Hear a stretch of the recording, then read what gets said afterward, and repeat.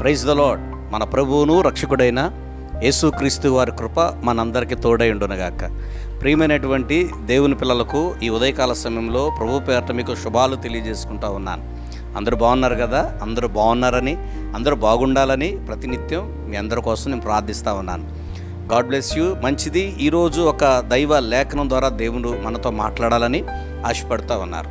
ఈరోజు చెప్పబడేటటువంటి ఆ టాపిక్ ఏంటంటే ప్రార్థనలో వాడకూడని రెండు పదాలు, ప్రార్థనలో వాడకూడని రెండు మాటలు మనము ధ్యానించిపోతా ఉన్నాం. ఏంటి రెండు మాటలు?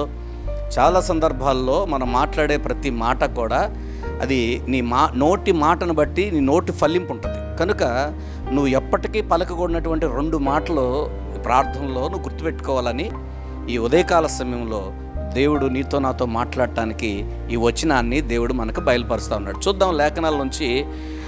యోనా గ్రంథము 4వ అధ్యాయం 3వ వచనంలో ఏమని చెప్పబడి ఉందంటే, నేనొక బ్రతుకుట కంటే చచ్చుట మేలు, యెహోవా నన్నిక బ్రతకనీయక చంపుమని యెహోవాకి మనవి చేశాను. చూడండి, యోనా ఏ కారణం చేత ఈ మాట అన్నాడు అనేది సాధ్యమైనంత వరకు మనందరికి తెలిసినటువంటి విషయమే. కానీ దేవుడు ఒక పనిని తనకు అప్పచెప్పాడు.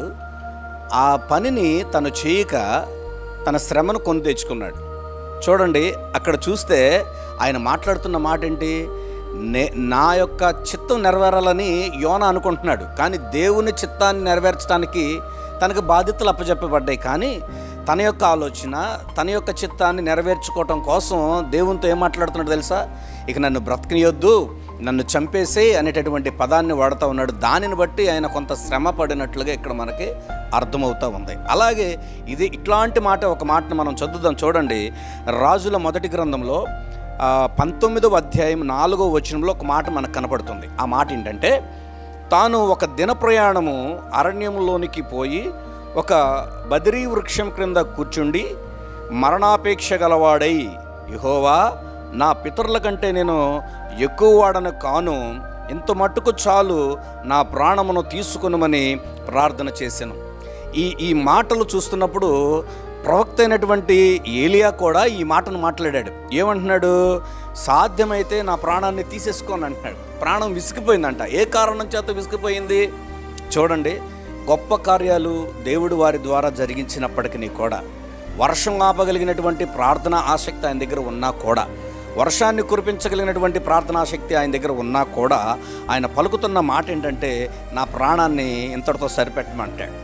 ఈ రోజున ఈ రెండు మాటలు చూస్తున్నప్పుడు వీరు అనుకున్నటువంటి పని జరగని కారణం చేత వీరు మాట్లాడుతున్నటువంటి మాటలు ఇక్కడ మనకు అర్థమవుతూ ఉన్నాయి. అందుకనే ఈరోజు మనం కూడా చాలామంది ఏంటో తెలుసా, ఉద్యోగం రావట్లేదని, వివాహాలు జరగట్లేదని, చేస్తున్నటువంటి వ్యాపారంలో అభివృద్ధి లేదని, అలాగే ఏ పని ప్రారంభించినా కూడా నష్టం వస్తుందని, అలాగే అనారోగ్యమని, అప్పులని, లేక అనేక రకాలైనటువంటి శోధనలు మన మీదకు దాడి చేసినప్పుడు, మనలను కృంగదీస్తున్నప్పుడు, మనకు వచ్చేటటువంటి ఆ యొక్క విసుగుదల చేత, ప్రభువా నేను చస్తే బాగుండు అని చెప్పేసేసి మాట్లాడినటువంటి వారు ఈ భూమి మీద చాలామంది ఉన్నారండి. మరణం అన్నిటికీ పరిష్కారమా? చావే పరిష్కారం అయితే ఈ భూమి మీద ఎవరు మిగలరండి. కష్టాలు లేకుండా, శ్రమలు లేకుండా జీవితాన్ని ఎలాగ మనం సాధించగలుగుతాం? అవి ఉంటేనే కదా జీవితంలో ఒక మజా వస్తుంది. నువ్వేంటో, నీ టాలెంట్ ఏంటో, నీ శక్తి సామర్థ్యాలు ఏంటో అవి బయటపడాలంటే నీకు శ్రమ రావాలి. నీకు శ్రమ వస్తే దాని నుంచి నువ్వు అచీవ్ అవుతావు. కనుక నీ ప్రార్థనలో వాడుకున్న పదాలు ఇదిగో ఇప్పుడు నేను మాట్లాడుతున్నటువంటి దేవుడు మనకు గుర్తు చేస్తున్నటువంటి వాక్యం.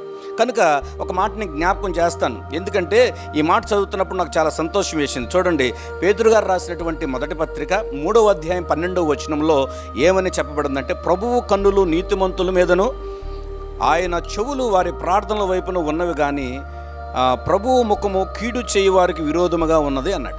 కీడు చేసేవాడికి దేవుని ముఖం మరుగు చేసుకుంటాడేమో, కానీ నీతిమంతుని ప్రార్థన మాత్రం దేవుడు ఆలకిస్తాడని నువ్వు గుర్తుపెట్టుకో.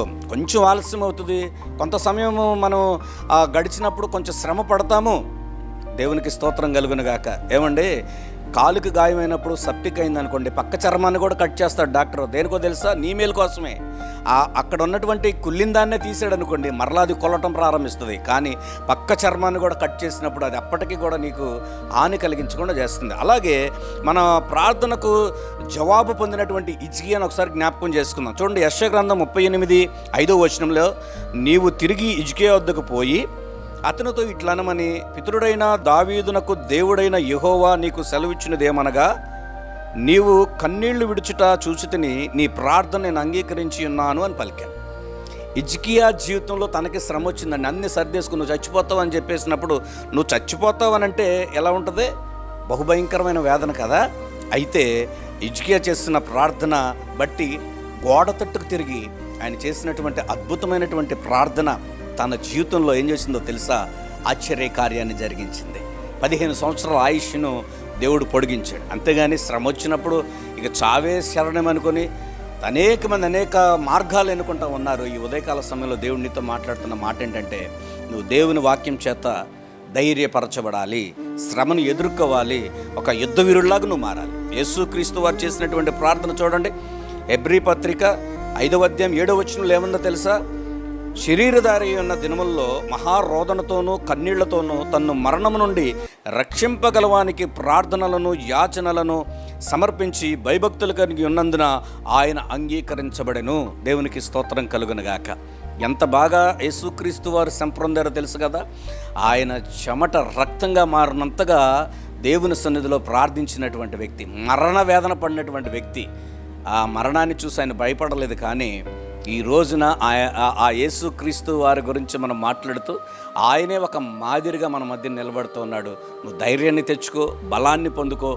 దేవుడు ఖచ్చితంగా నేను ఒక రోజు నన్ను నిలబెడతాడు. ఎక్కడ సిగ్గుపడ్డావో, ఎక్కడ సిగ్గుపరచబడ్డావో అక్కడ దేవుడు నిన్ను నిలబెడతాడు.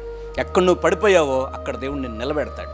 ఆయన చెయ్యి విడిచేటటువంటి దేవుడు కాదు, నిన్ను చెయ్యి పట్టి నడిపేటటువంటి దేవుడు. కనుక ఈ వాక్యంను బట్టి ధైర్యం తెచ్చుకుంటామని ప్రార్థిస్తూ మనందరి కోసం ఒక చిన్న ప్రార్థన. పరిశుద్ధుడా, ప్రేమ కలిగిన తండ్రి, మీ వందనాలు, స్తోత్రాలు. మా జీవితంలో ఎన్నో మార్లు ఒకవేళ ఉద్యోగం రాలేదని, వివాహాలు జరగలేదని, వ్యాపారంలో నష్టం వచ్చిందని, ప్రభా ఏ పని ప్రారంభించినా సరే అది ఎదురే వస్తుందని, అనారోగ్యం, అప్పులు, ఇలా ఎన్నో సమస్యలతో ఉన్నప్పుడు దేవా ఒకవేళ నిన్ను దూషించామేమో, మమ్మల్ని మన్నించండి.